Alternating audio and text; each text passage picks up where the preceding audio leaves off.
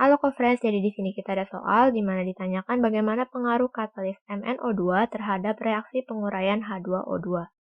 Sebelum masuk ke pengaruh katalis MnO2, kita perlu tahu bagaimana suatu reaksi dapat terjadi. Jadi reaksi hanya bisa terjadi jika energi yang dibutuhkan cukup. Energi yang dimaksud ini merupakan energi aktivasi atau disingkat dengan EA. Energi dapat diperoleh dari tumbukan antara dua partikel. Tetapi tidak semua tumbukan bisa menghasilkan energi. Hanya tumbukan dengan posisi atau orientasi yang tepat atau disebut dengan tumbukan efektif yang bisa menghasilkan energi. Kita kembali ke soal, di mana pada soal dikatakan H2O2 akan diurai. H2O2 merupakan senyawa yang bersifat toksik sehingga perlu diurai ke bentuk yang tidak toksik yaitu H2O atau air dan juga O2 atau oksigen. Pada tubuh, H2O2 juga ada dan diurai menjadi H2O dan O2 tetapi bukan dengan katalis MnO2, melainkan dengan biokatalis atau enzim katalase. Jadi reaksi yang di sini adalah reaksi sebelum penambahan katalis MnO2. Jika digambarkan grafik hubungan antara energi dan proses yang terjadi, di sebelah kiri adalah H2O2 atau saat masih berupa reaktan. Lalu di sebelah kanan adalah kondisi saat sudah menjadi produk, yaitu H2O dan O2. Sini jarak antara energi saat menjadi produk dan saat menjadi reaktan disebut dengan delta H atau entalpi. Sedangkan jarak antara puncak energi yang dibutuhkan agar reaksi terjadi dengan energi reaktan disebut energi aktivasi atau disingkat dengan EA.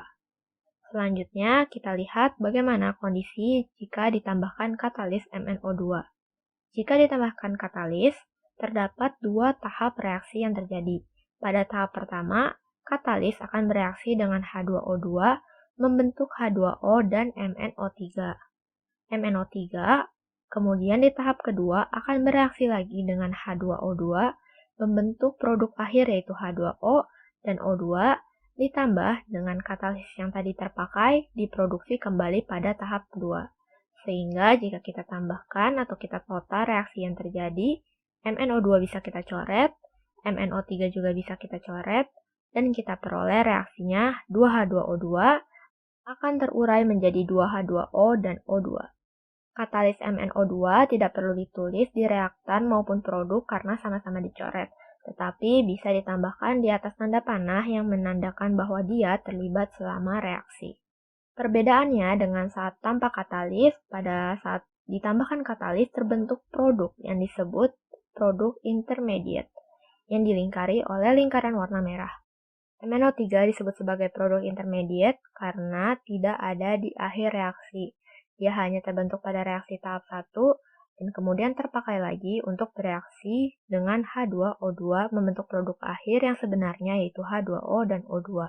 Produk intermediate ini memiliki EA yang lebih rendah daripada ketika H2O2 terurai langsung menjadi H2O dan O2. Jika digambarkan di grafik hubungan energi dengan proses, maka akan terlihat bahwa puncak yang tercapai lebih rendah. Dan di sini yang ditandai dengan bintang adalah proses ketika terbentuk produk intermediate. Di sini jaraknya juga bisa kita lihat bahwa EA menjadi lebih kecil. Karena EA lebih kecil, maka lebih mudah tercapai dan reaksi yang terjadi menjadi lebih cepat.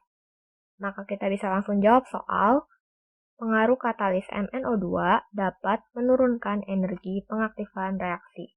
Atau dengan kata lain, jawaban yang tepat adalah D. Sekian cara menjawab soal pada kali ini, sampai berjumpa di soal-soal berikutnya.